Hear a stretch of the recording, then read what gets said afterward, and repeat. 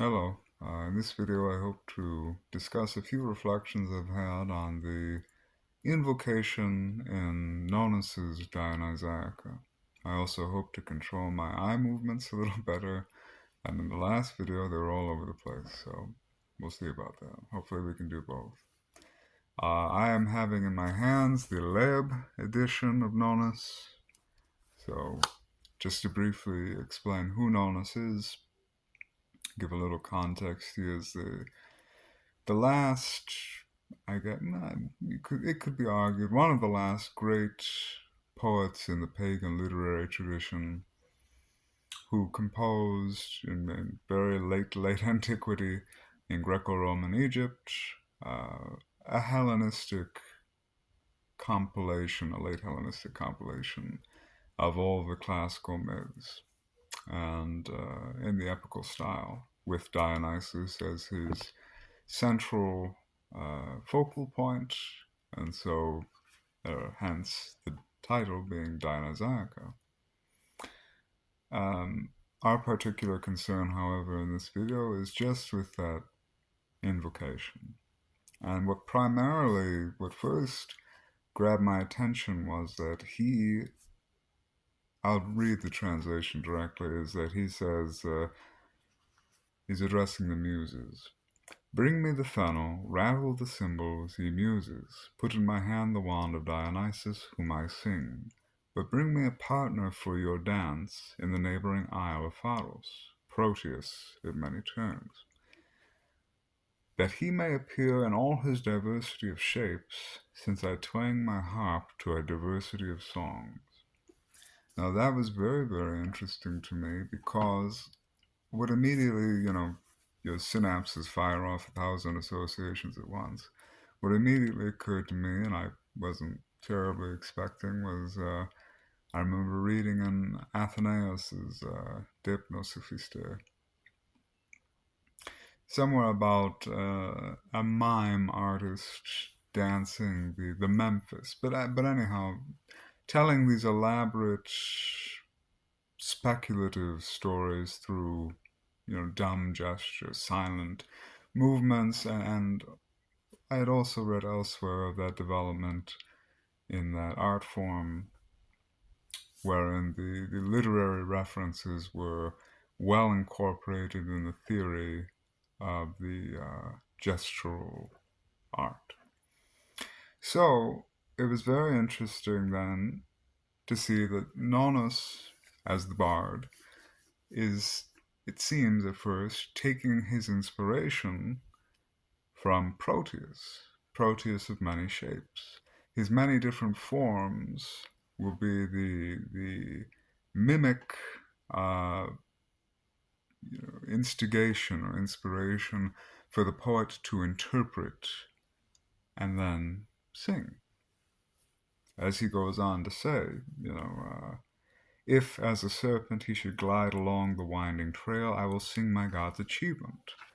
How with ivy-wreathed wand he destroyed the horrid hosts of giants serpent-haired. Or, if as a lion he shake his bristling mane, I will cry Uoe to Bacchus on the barm of buxom Rhea, stealthily draining the breast of the lion-breathing goddess. Now, so the mime will make a imitative action, will simulate the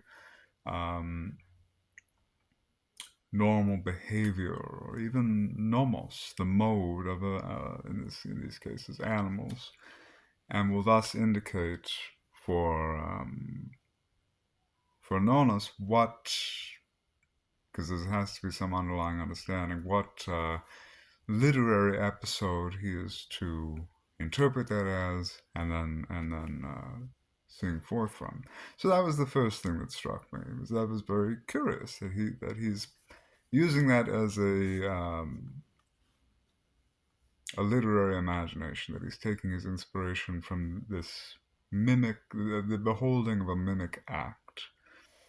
What was more interesting as it develops, this is the first part, is that okay? Well, we see that he's taking his inspiration from Proteus's transformations, his metamorphoses. So we go back and we see that he starts, of course, with the traditional trope of invoking a divine source of recollection. He says, epetea, and don't trust that Greek pronunciation, but tell the tale, goddess. That's how he starts, of course, all the way back to the Iliadic sing muse, you know. But the goddess here cannot be the muse, because we've already mentioned the muses, and they have no part in this verbal recollection of the source material, or the um, coming to be of the source material directly. So what I mean is that, first of all, the goddess invoked we could probably presume to be Minamosine, traditionally held to be mother of the muses, whose translation is memory. So he's invoking poetically in a literary fashion memory to aid him in his long recounting of his matter. However, if we realize that, then we say, well, what are the muses doing? Because we saw that they were invoked. They're invoked with this axate. Again, don't trust that Greek pronunciation, but axate. Bring me the fennel, rattle the cymbals, put in my hand the wand of Dionysus. He's talking to the muses. And when you realize we have already noticed, we've been struck by that mimic element that he's drawing upon, the performative element. And then, what are the muses doing? They're dressing the bard. They're dressing the poet.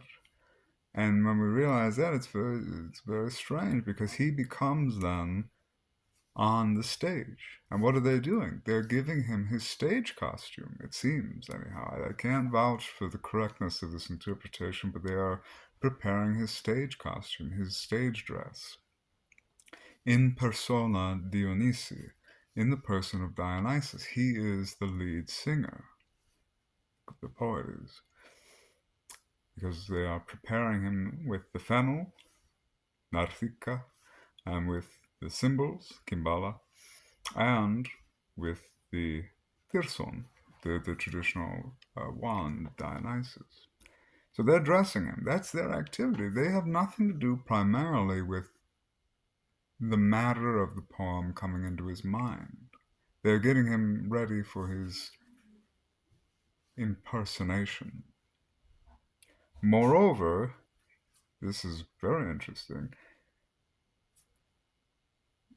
it's qualified that their activity, besides getting a stage dress prepared, is bring me a partner. This is Nonnos speaking. Bring me a partner for your dance.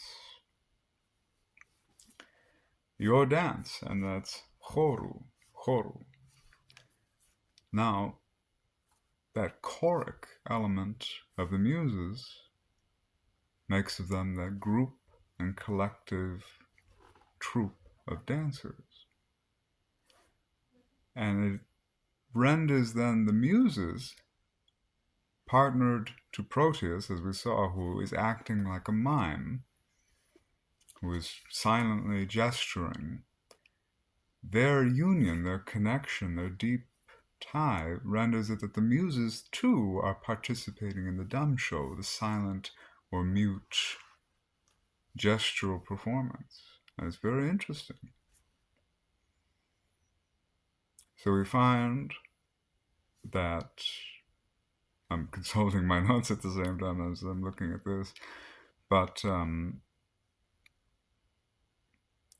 those are the preambles. What is far more interesting, those are side notes. That's the prelude to this, is that Proteus, when we understand that, we could first think, okay, well, Proteus with the muses in their mimic simulations of manners, of whatever, of animals or elements, is providing the dynamic force to the poet. Their performance makes of the poet's whole poem an interpretatio mimi. his matter is only coming out of the performance of silent gesturing. He's seeing it and he's associating in his mind what the literary episode is, or interpreting it. But what becomes far more evident is that the structure is one of call and response. So Proteus is the prime dancer with the Muses as the choric group, and um, Nonnos is the articulating bard. But it's call and response because they have to start. Proteus and his many shapes have to inspire the so the poikon eidos, the many varied shapes of Proteus and the Muses, will beget the poikon hymnon, the many hymns or songs um, of Nonnos. But it's a challenge. It really ends up being a challenge for two reasons. Number one, we notice primarily it's call and response. So, in its basic form, it's a challenge. The mimic dancers are providing something that the poet has to immediately associate in his mind with a literary episode and rightly provide the song for. He has to match it.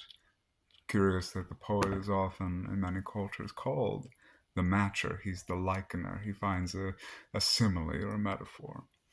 But anyway, so he has to correctly correspond the hymn, the literary episode, with the image. So that has in it sort of an element of competition already. What is more interesting, though, I shouldn't, more interesting, what is more pertinent to the point is that Proteus, in this, I would wonder if he's not purposefully invoked, or the literary backdrop would be in the back of the mind, because Proteus in the Odyssey has a wrestling match. He is brought down and constrained by Menelaus. Menelaus has come to Egypt, and he is trying to restrain Proteus through his many transformations, whether serpentine or whether as a lion, so on and so forth. He's holding him down. If he can hold him down through all of his transformations, Proteus will be subjugated and will be forced to answer Menelaus with the truth, because Proteus is an oracular deity of the waters. And that makes it even more interesting because not only then is the basic structure something of a sporting. It really is a strife-like competition. I use strife in that old sense where two poets would get together and perhaps compose impromptu verses in a communal setting and see who would win. They would be awarded based on who would be judged the better performer. But it really reminded me of the Kalevala. In the beginning of the Kalevala, there's an episode in which the test is of knowledge in poetic and literary lore. Whoever can know these riddlesome, riddle-esque, questions or posings, he is the victor. And so Proteus in this setting is in competition. It really is in direct competition with the bard, and it is a strife. And the bard is, by being able to answer the many shapes of Proteus with many songs, he is almost acting like Menelaus. And if he can correctly correspond the gesture to the episode, he is holding down, he's holding fast Proteus, in the end of which, in the episode in the Odyssey, is to force an oracle of truth from Proteus. And we could argue here that the oracle would be, well, would be the poem's matter itself. So it's not at the end, but um, in each pairing, the poet is thus in a state of dynamic tension, or the poem is becoming in a state of dynamic tension. The matter is emerging at each time and being forced out of Proteus, as it were. Proteus and the muses are offering a gesture, a silent gesture, a dumb picture, and the poet has to grapple with it. And if he can successfully grapple with it, he can then force out the oracular truth, and thus the poem becomes, in a matter of speaking, the the oracle that is forced out of Proteus by wrestling with him, by holding him down through his various transformations. And it's probably been noticed I've been a little off base. I'm jumping over places, but that's what I'm trying to convey in the main, is that if we can gather our elements that we've seen so far, um, regarding the poetic device he's using for his invocation, is that, okay, he is talking directly to the minimosine, to memory, to bring the total matter of his subject to him. But the muses are, number one, uh, dressing him as the true singer, the articulator, in persona Dionysi. Moreover, they are, as we see from the mention of Proteus, they are dancing mutely. The muses are mutely dancing in a choric manner with Proteus, who is performing a lore-informed dance. And in that setting, the poem unfolds not only through the innate call response competitive manner of the dancers, you know, acting out a mode, and then the poet having to interpret. It's not just interpretatio mimi, it also has a more dynamic sort of tension in which the poet is holding down the mimic performance, and by holding it down is grasping out of it through grappling with it the oracle in the form of the poem itself. That, I think, could be argued. That might be a stretch, but it seems that way. And it's very interesting because it shocked me. I said, so we have those elements going forward.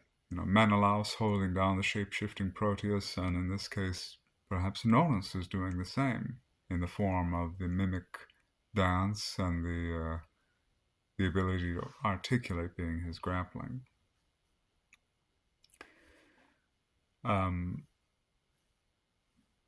And it's all surrounding literary lore, like in a traditional strife, a very old form of poetic competition.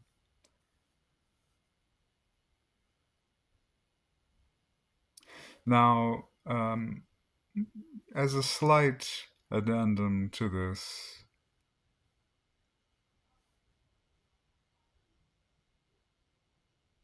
we could note that the muses are first addressed as preparing the stage costume of Nonnos, the bard. The same formula, the same injunction to prepare the costume is given to the Mimalons, Axate. He addresses the Mimalons in the same exact manner.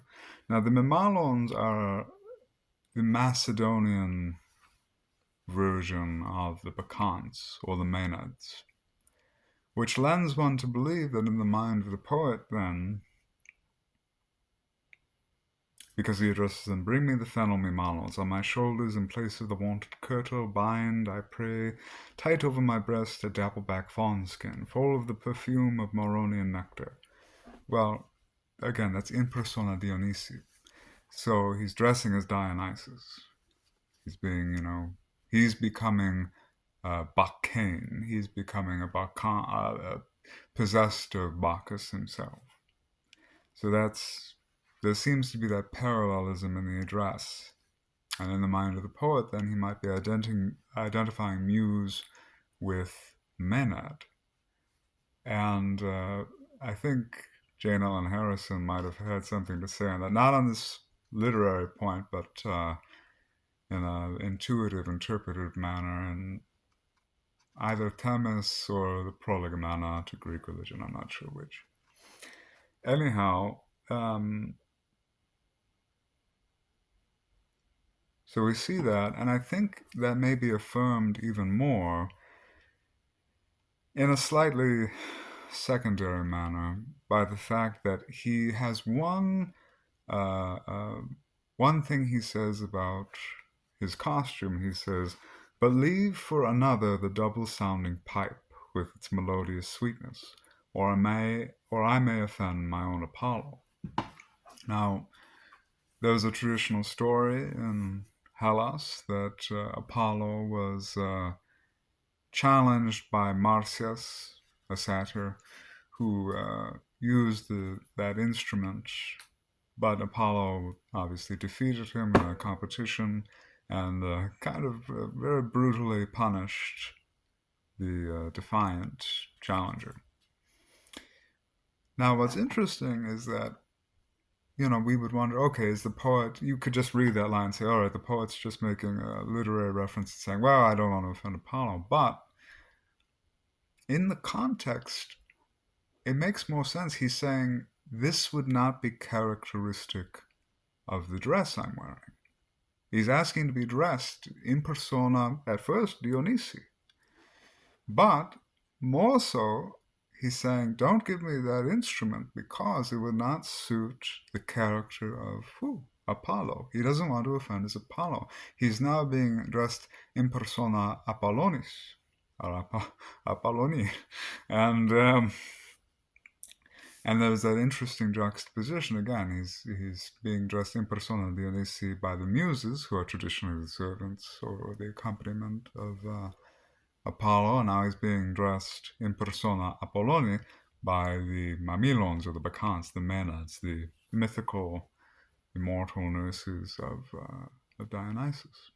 So there may be a slight chance that he's also in this invocationary episode identifying Apollo and Dionysus, Maenad and Muse. So just some thoughts. I thought it was very, very interesting, and I hope it proved interesting. I hope it wasn't totally messy. I guess I'll do just a brief recap to cement it. Anyhow, so we see that in Dionysus.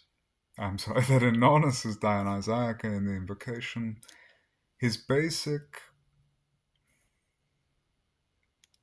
The dynamic architecture of the poem is this. It's at once an interpretatio mimi. He is saying that the various modes of his song, of the poem, are going to unfold through the first inspiration/instigation of the dancers, who are the Muses, strangely enough, and Proteus, in a mimic, silent, dumb show. They will be forming gestures that imitate modes of animals or elements, and intimate reference to a literary episode which the poet will have to rightly and quickly interpret and grapple with. Now that's built in, just as call and response, and as with any call and response, there's a challenge, at least on the part of the responder. But there is a more severe tension in the fact that he invokes who? Proteus, many shaped Proteus, and his transformations have that legendary episode in the Odyssey, or mythological episode, where Menelaus has to grapple with him through his transformations, to hold him through every metamorphosis in order to get the truth out of him. And he'll answer him if he can hold him through all of those. It's a challenge. And so there's this agonistic competition between bard, primary singer, and primary dancer, with the choric group of muses in the back. And if we would say, well, okay, if Nonnos holds Proteus through all of it, Proteus will give the oracle, at the end. But really, it's more that the poem is unfolding as an oracle through every match, through every individual uh, picture. And then we just briefly noticed that Thea is probably minimal sign. The opening deity invoked would probably just be memory, and the possible identification of muses and maenads through the parallel injunctions for them to be dressing, giving the stage costume to the bard. And I say stage costume, and I'm sure it was implied, but if it's a mimic performance, then they're all on the stage, and that's how the poet is setting it up. It's a theatrical matter. And so, anyways, the muses and the maenads are dressed similarly uh, to prepare a stage costume, and thus may be identified in the poet's mind, which seems to be further affirmed by the fact that he may be identifying Apollo and Dionysus when he says, "Don't give me that one instrument. I don't want to offend Apollo," which, if we give the poet credit, is not just a one-off line of he's saying, well, I don't, it's more in this in the setting. What's happening? He's being dressed. He has to fit the character. The pipes of Marsyas would not be in character of Apollo. And so, just as he was dressed as Dionysus in the previous episode, or not episode, in the previous iteration, he may be being dressed as Apollo in this. So, food for thought. I thought it was interesting. I hope it was. I apologize if it was a bit drawn out. Thank you for your time.